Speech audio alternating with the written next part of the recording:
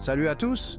Aujourd'hui, on plonge dans le monde fascinant de l'architecture informatique. Si vous êtes débutant dans le monde de la technologie, restez avec moi, car je vais vous expliquer tout ça de la manière la plus simple possible. À la fin de cette vidéo, vous aurez une bonne compréhension des composants clés qui constituent l'architecture d'un ordinateur. Commençons par les bases. Qu'est-ce que l'architecture informatique? Imaginez un plan ou une conception d'ordinateur. Elle décrit la façon dont les différentes parties d'un ordinateur interagissent entre elles. Un élément clé de cette architecture est le bus. Le bus est comme une autoroute qui relie tous les composants d'un ordinateur, leur permettant de communiquer et de partager des données efficacement. Décomposons maintenant les principaux composants de cette architecture. Tout d'abord, nous avons les unités d'entrée. Ce sont les périphériques qui nous permettent d'alimenter l'ordinateur en données. Pensez à votre clavier, votre souris et votre scanner. Ils transforment les actions et les données de l'utilisateur en un format compréhensible par l'ordinateur.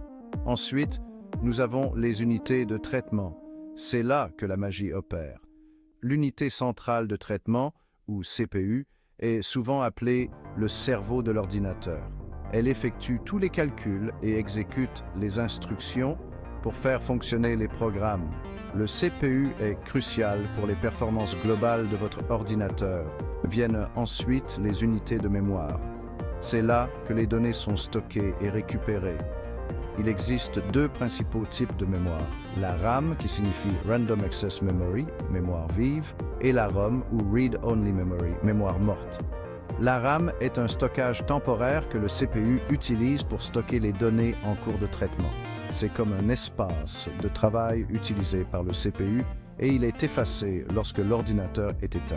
La ROM, quant à elle, est un stockage permanent qui contient les instructions essentielles pour l'ordinateur, comme la façon de démarrer. Enfin, nous avons les unités de sortie. Ces périphériques prennent les données traitées par l'ordinateur et les convertissent en une forme que nous pouvons comprendre.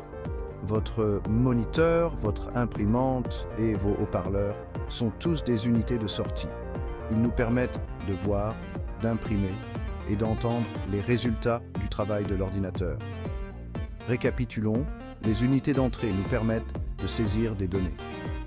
Les unités de traitement, comme le CPU, traitent ces données.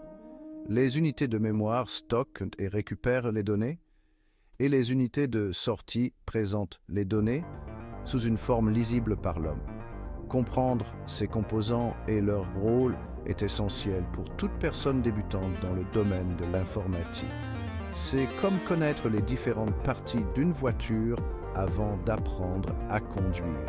Merci d'avoir regardé.